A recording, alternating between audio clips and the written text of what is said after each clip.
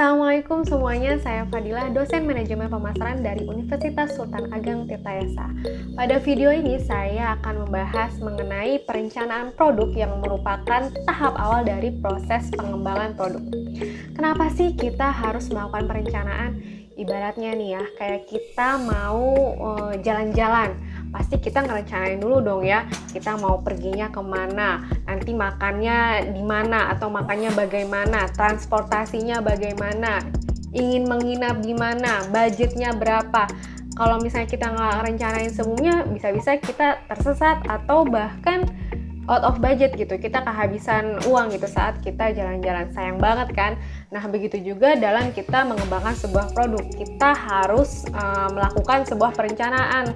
Produk apa sih yang ingin kita kembangkan, kemudian siapa sih target pasarnya, target finansial yang didapatkan bagaimana, anggaran yang dibutuhkan berapa, kemudian teknologi apa yang akan kita gunakan, kapan waktu yang tepat untuk launching produk, hingga bagaimana distribusi sumber daya selama proses pengembangan produk.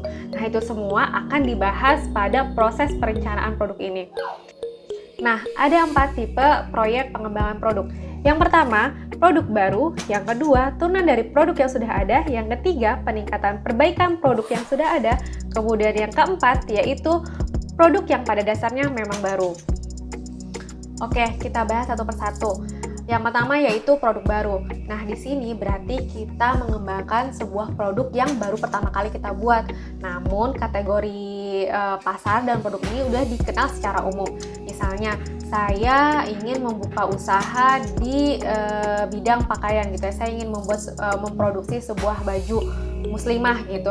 Nah, baju muslimah ini sudah dikenal secara umum, tapi saya baru pertama kali mengembangkan produk ini begitu. Kemudian yang kedua, turunan dari produk yang sudah ada. Nah, di sini misalnya saya jualan minuman, kemudian saya menambahkan varian rasa dari minuman yang saya jual ini. Kemudian yang ketiga yaitu peningkatan perbaikan produk yang sudah ada. Nah, ini yaitu memodifikasi produk agar dapat unggul bersaing dengan para kompetitor yang memiliki produk yang sejenis dengan kita. Kemudian yang terakhir yaitu produk yang pada dasarnya baru. Nah, ini yang paling challenging nih, karena berarti kita mengembangkan sebuah produk yang benar-benar baru, yang belum dikenal oleh banyak orang, sehingga tipe yang keempat ini akan mempertimbangkan lebih banyak risiko dibandingkan dari tipe 3 yang sebelumnya. Oke, selanjutnya bagaimana sih tahapan dalam perencanaan produk? Ada 5 tahap. Yang pertama yaitu identify opportunities atau mengidentifikasi peluang. Nah, untuk mengidentifikasi peluang ada beberapa cara yang bisa kita lakukan. Misalnya, survei kepada konsumen mengenai kebutuhan mereka, mencatat keluhan dan masukan dari para konsumen mengenai produk yang sudah ada. Nah, kemudian mempelajari para kompetitor agar kita dapat unggul bersaing. Dan juga mempelajari teknologi baru yang dapat kita manfaatkan untuk mengembangkan produk.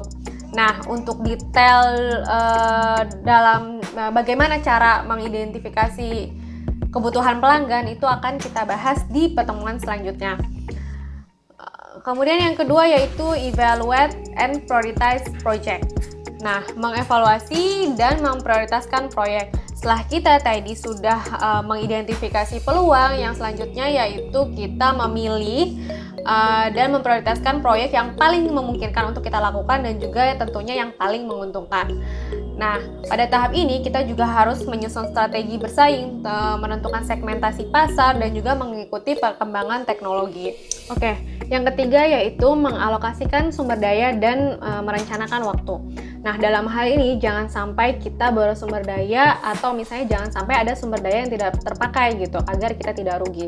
Jadi pada tahap ini kita merencanakan berapa sumber daya yang dibutuhkan dalam proses pengembangan produk dan juga membuat timeline di setiap prosesnya. Kemudian menentukan timing yang tepat untuk launching produk kita. Lalu yang keempat yaitu complete pre-project planning, yaitu menyelesaikan perencanaan proyek pendahuluan. Maksudnya adalah membuat catatan atau pernyataan misi dari proyek yang kita rencanakan. Mulai dari uraian produk, sasaran bisnis utama, pasar utamanya siapa, kemudian pasar keduanya siapa, asumsi-asumsi dari batasan, kemudian stakeholdernya siapa aja, hingga penentuan staff dan kegiatan-kegiatan yang akan dilakukan.